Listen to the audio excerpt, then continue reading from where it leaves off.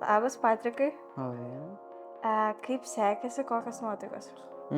Sekėsi gerai, labai patiko, nes buvo labai įdomu sukurti ten vaizdus visokius, absurdiškus netgi, labai įdomu buvo.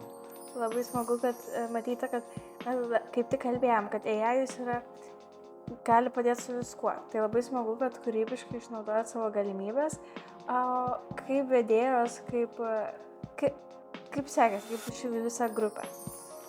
Iš esmės gerai, tik tai kai kuriems, vis tiek buvo ten problemų, nes, pavyzdžiui, užėjom ten saitą, kad tos paveikslėlius kurti, bet jis neveikia. Tai reikėjo truputį paieškoti, bet iš esmės gerai.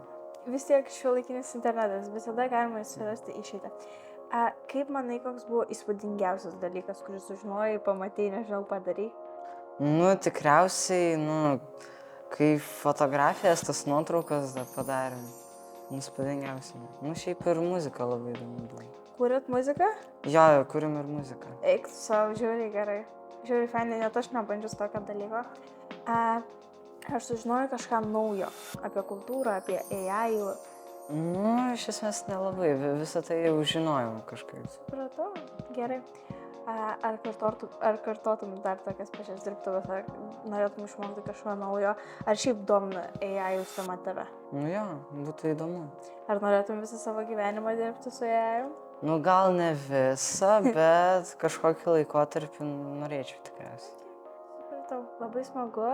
Tikiuosi, kad dar pasimatysim kitose renginiuose ir viskas. Ate, ačiū tau.